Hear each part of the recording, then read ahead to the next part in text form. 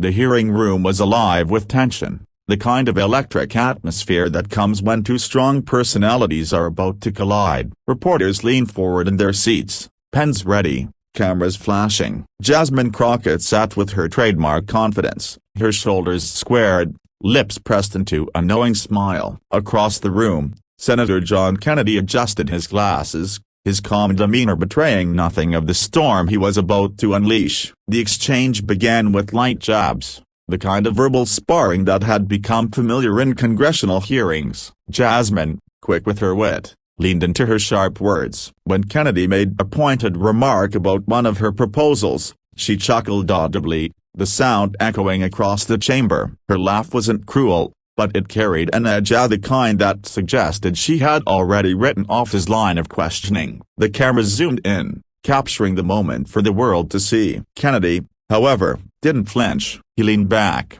folding his hands over the desk, waiting for the room to settle. His southern drawl cut through the air with a deliberate calmness. "Congresswoman Crockett," he began, "you remind me a whole lot of somebody I once knew. A man with a spine made of steel and a heart big enough to carry his whole community on his back. You wouldn't happen to know a man named Robert Crockett, would you?" Jasmine froze. Her laughter faded instantly, her lips parting slightly in surprise. The name struck her like a cord pulled too tight. That was her grandfather, a man whose legacy had shaped not only her family, but also her very reason for entering public service. Few in that room knew about Robert Crockett, the civil rights organizer, the church leader, the man who had marched even when threats were made against his life.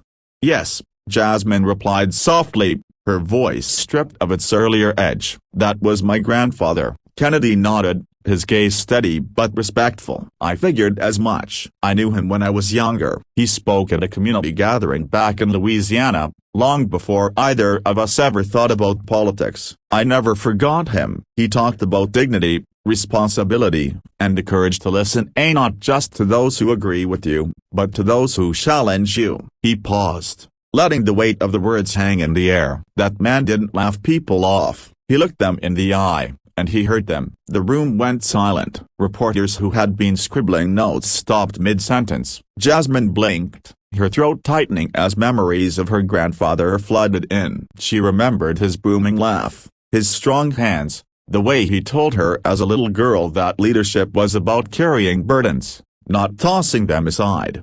Kennedy's words weren't meant to cut her down, but they pierced through her defenses all the same. It wasn't an attack, it was a reminder. Jasmine straightened her back, the steel in her posture now different. This wasn't the defensive confidence of a politician sparring for the cameras. This was something deeper, a reconnection to her roots. "You're right," she admitted, her voice steady but tinged with emotion. "My grandfather believed in respect, even when it wasn't given to him. I learned from him a broken bar, and maybe I forgot that for a moment." Kennedy offered a small nod. "We all forget sometimes. The question is, do we remember when it matters most?" The hearing moved forward, but the atmosphere had shifted completely. Jasmine no longer laughed at Kennedy's words. Instead, she engaged thoughtfully, listening, countering with conviction, but without dismissal. The clash of egos had transformed into something unexpectedly human, a bridge between past and present,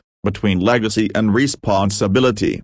Afterward, as the cameras shut off and the reporters filed out, Jasmine sat alone for a moment, staring at her hands. She thought of Robert Crockett, the sacrifices he had made, the risks he had taken, the dignity he carried even when faced with hatred. She realized that her grandfather's spirit wasn't just a part of her family history. It was supposed to live through her actions, her words, her presence in that very chamber. That day, Jasmine walked out not defeated, but humbled, and in a way, strengthened. Kennedy had not embarrassed her. He had reminded her of the weight she carried, the torch she held, the reason she fought so hard in the first place. And as she stepped into the sunlight, cameras flashing once more, Jasmine Crockett smiled. Not with defiance, not with arrogance, but with the quiet, unshakable pride of someone who had remembered who she truly was. Because sometimes, the greatest clapbacks aren't insults at all, they're reminders of the people who came before us,